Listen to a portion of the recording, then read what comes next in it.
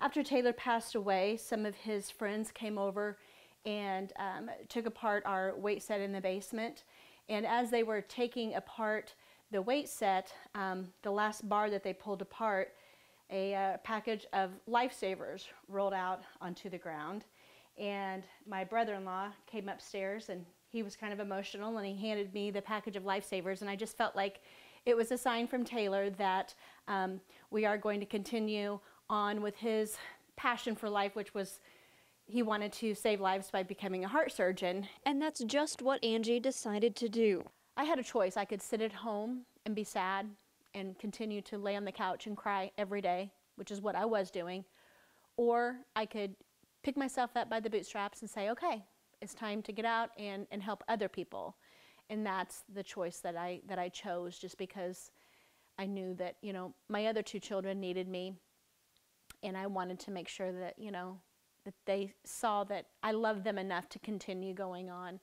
And I also loved Taylor enough to honor him and to help other families as well. Angie started an organization, Taylor Gilpin Wallace Foundation for Suicide Prevention. Dozens attended the group's first meeting. My top priority is basically education, because whenever Taylor was going through his depression, I really had no idea what resources we had available. Just about 15 minutes down the road from where Taylor was valedictorian, Marceline schools are educating staff on prevention methods after a near tragedy was narrowly missed. We actually have had a couple of unfortunate incidents over the last year.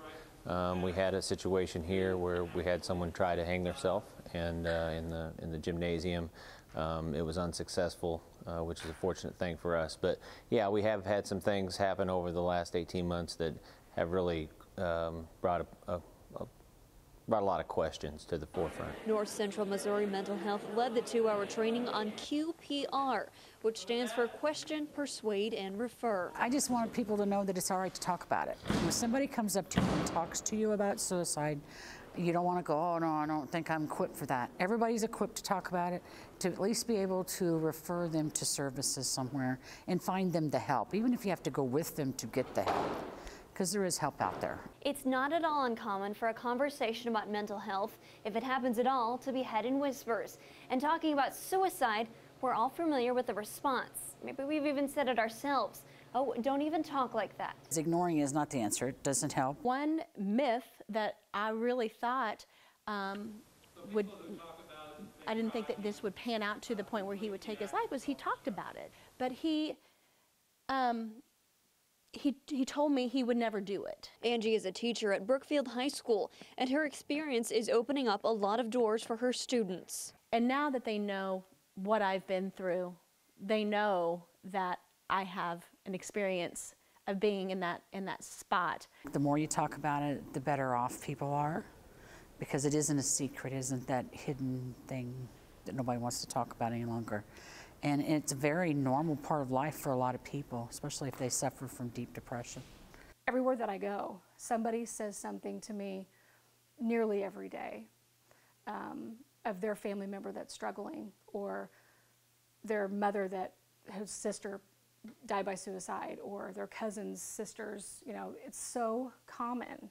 And I feel like, you know, everybody can say at all, you know, all hours, you know, oh, it's such, you know, there's such stigma with suicide and nobody really wants to talk about it.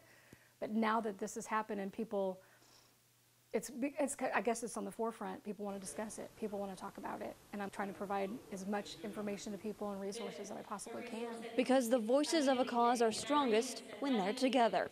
There's a huge stigma over mental health as well as suicide. It's something that just for years people don't like to talk about. It's kind of taboo.